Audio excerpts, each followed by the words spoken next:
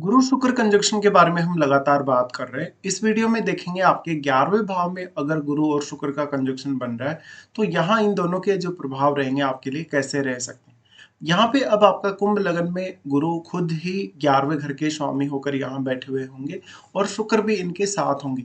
ऐसे में अगर देखा जाए दोनों ही शुभ ग्रहों का 11th हाउस में आना आपको वो सब कुछ प्रोवाइड करेगा जो एक अच्छा जीवन जीने के लिए और जीवन में अपनी अपेक्षाओं को पूरा करने के लिए आवश्यक है। चाहे तो आपका पार्टनरशिप हो किसी के साथ, पार्टनर के साथ अच्छा रिश्ता हो या आपके पास धन दौलत के बहुत सारे साधन हो, एक अच्छा नेम फेम हो, आपको अच्छा ज्ञान हो, इन सब मामलों में बहुत ही बेटर रिजल्ट देखने को मिलेंगे। गुरु यहाँ पे इसलिए भी इम्पोर्टेंट हो जाते हैं क्योंकि वो आपके धन वाले दोनों ही भावों के स्वामी ग्रह हैं और वो यहाँ अपने मूल त्रिकोण घर में बैठे हैं। तो गुरु का यहाँ पे ज़्यादा असर पड़ेगा कहीं न कहीं।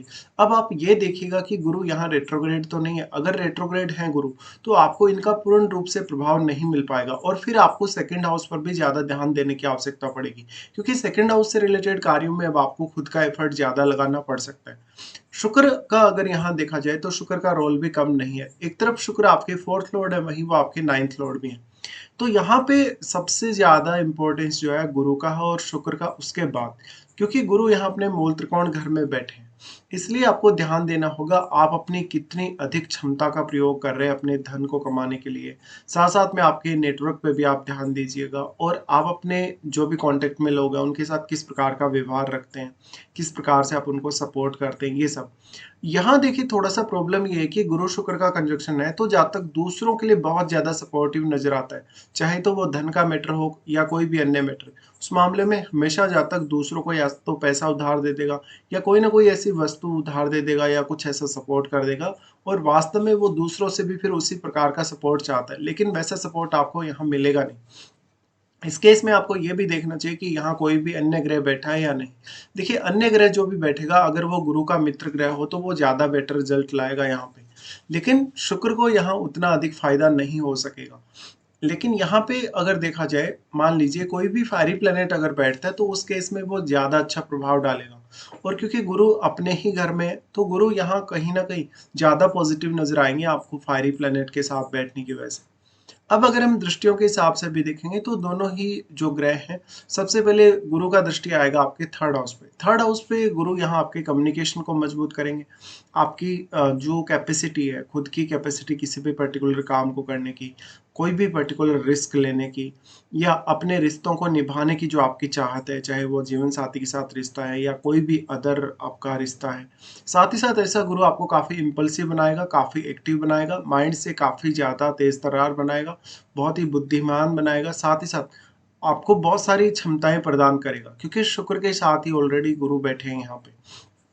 तो गुरु का यहाँ 3rd हाउस पे दृष्टि डालना आपकी खुद की एजुकेशन, आपके खुद के टैलेंट के लिए बहुत अच्छा साबित होगा। साथ ही साथ आपका जो रिलेशनशिप है अपने भाई-बहनों, इवन पड़ोसी और रिश्तेदारों के साथ, वो भी काफ़ी बेटर नज़र आएगा आपको। यहाँ पे अब आपको देखना चाहिए कि 3rd हाउस में कोई भी प्लैनेट स्थित है या नहीं। देखिए 3rd हाउस में यहाँ गुरु सपोर्ट करेंगे चाहे यहाँ कोई भी प्लैनेट स्थित है। उस केस में वो जो ग्रह यहाँ बैठा अगर गुरु का मित्र ग्रह हुआ तो और भी ज़्यादा अच्छा प्रभाव आपके सामने आ सकता है। ऐसे जातक हमेशा कुछ भी करने में सक्षम हो सकते हैं जो भी उनको लाइफ में चाहिए। ऐसे जातक अक्सर निर्णय बहुत ज़्यादा सही लेंगे। उसके बाद गुरु और शुक्र दोनों का एस्पेक्ट आ जाता है पंचम में। पंचम पे ये दोनों ही ग्रह अगर आपके एस्पेक्ट कर रहे हैं तो ये बहुत ज़्यादा आपको टैलेंटेड बनाते हैं। टैलेंटेड के मामले में अगर देखा जाए तो आपके अंदर क्रिएटिविटी भी उतनी ही ज़्यादा होगी, आपका नॉलेज और आपकी अन्य क्षमताएँ भी उतनी ही ज़्यादा होंगी। लेकिन यहाँ जो पंचम घर के स्वामी हैं वो बुध हैं, तो वास्तव में बुध आपके चार्ट में कैसी स्थिति में बैठे हैं? अगर बुध आपके चार्ट में मान लो अच्छी स्थिति में है, तो यहाँ और भी अच्छी क्रिएटिविटी और भी अच्छे टैलेंट का आप में विकास होगा। इसी तरीके से आपकी जो संतान होगी वो भी आपकी अर्निंग्स में या आपकी वेल बीइंग में बहुत बड़ा रोल प्ले करेगी। यहाँ पे थोड़ा-सा लव लाइफ को लेके भी जातक ज़्यादा सीरियस नज़र आएगा, वैसे भी 11वें घर का जो शुक्र है वो ये सब देता ही है। लेकिन यहाँ पे अगर हम देखेंगे तो दोनों का क्योंकि दृष्टि पंचम पर है, तो ऐसे में आपका अपनी संतान से भी जो चाहत है वो बहुत ज़्यादा रहेगा और अपने जीवन साथी से भी। साथ ही साथ कहीं न कहीं थोड़ा बहुत आप किसी और की तरफ भी अट्रैक्ट रहेंगे, भले ही आपका कितना ही अच्छा मैरिड लाइफ चल रहा है उसके बावजूद भी। यहाँ पे अगर देखा जाए तो उसके बाद गुरु का एस्पेक्ट आ जाता है सप्तम पे। सप्तम पे गुरु का एस्पेक्ट आएगा तो ये बहुत ज़्यादा इंटरेस्ट इंटरेस्टिंग होगा, और क्योंकि सूर्य के घर पे अगर गुरु एस्पेक्ट कर रहे हैं तो और भी ज़्यादा बेटर रिजल्ट हो सकते हैं यहाँ पे। अब आपको देखना चाहिए कि सप्तम भाव में कोई भी ग्रह स्थित है या नहीं। देखिए, कोई भी ग्रह अगर स्थित है और अगर वो गुरु का एक मित्र ग्रह है तो यहाँ और भी ज़्यादा आपको फ़ायदा मिल सकता है। लेकिन यहाँ पे पार्टनर से एक्सपेक्टेशन रखने के बजाय आपको सेल्फ डिपेंड होना चाहिए, और आप वैसे भी शनि से संचालित होने की वजह से काफ़ी मेहनती इंसान में गिने जाते हैं। अब यहाँ पे सबसे बड़ा रोल आ जाता है फिर वैवाहिक जीवन के दृष्टिकोण से। अगर दोनों ही ग्रहों को देखा जाएगा तो दोनों का जो रोल है वो बहुत ज़्यादा इंपॉर्टेंट हो जाएगा। एक तरफ गुरु जहाँ आध्यात्म के कारक होने के साथ साथ आपके लिए लक के कारक हैं, आपके लिए कहीं ना कहीं संतान के कारक हैं, तो दोनों ही ग्रह मिलकर आपकी लाइफ को बहुत ज़्यादा बैलेंस में भी लेके आते हैं। पर अगर हम वैवाहिक जीवन की बात करें तो स्त्रियों का अगर ऐसा चार्ट होता है तो उसमें गुरु उनके लिए उनके हस्बैंड के कारक ग्रह हैं। हस्बैंड के कारक ग्रह होने की वजह से और गुरु इतने स्ट्रांग होने की वजह से इस बात की संभावना बहुत अधिक है कि जो भी आपका हस्बैंड होगा, जो भी आपका पार्टनर होगा, वो कहीं न कहीं आपको भौतिक सुख-सुविधाओं के मामले में बहुत ज़्यादा सपोर्टिव होगा, और ज्ञान के मामले में भी।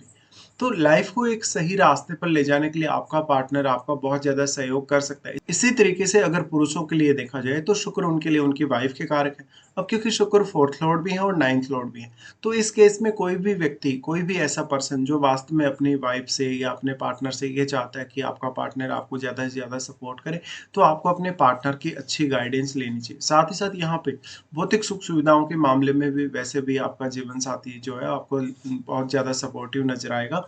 बट एक्चुअल में यहाँ पे आपको एक अच्छा बैलेंस भी क्रिएट करना ज़रूरी है। अगर राहु या केतु का प्रभाव है आपके गुरु या शुक्र पर, तो उस केस में आपके रिश्ते उतने बेटर नहीं होते कभी-कभी, और आपकी मैरिड लाइफ भी उतनी बेटर नहीं जाती। तो यहाँ पे आपको एक तो एक्सपेक्टेशन कम से कम रखनी होगी, भले ही आपका नेटवर्क कितना भी बड़ा हो, लेकिन आप जिस हिसाब से दूसरों का सपोर्ट कर रहे हैं, दूसरों की सेवा कर रहे हैं, उस प्रकार का एक्सपेक्टेशन आप खुद से तो रखें, लेकिन दूसरों से उस प्रकार का अगर आप एक्सपेक्टेशन रखते हैं, तो आपको काफ़ी सारी प्रॉब्लम्स होंगी। अब देखिए, अगर यहाँ कोई भी फारी प्लैनेट बैठेगा तो वो गुरु से रिलेटेड कार्यों के लिए और शुक्र से रिलेटेड कार्यों के लिए, दोनों के लिए आपकी चाहत को बहुत ज़्यादा बढ़ाएगा।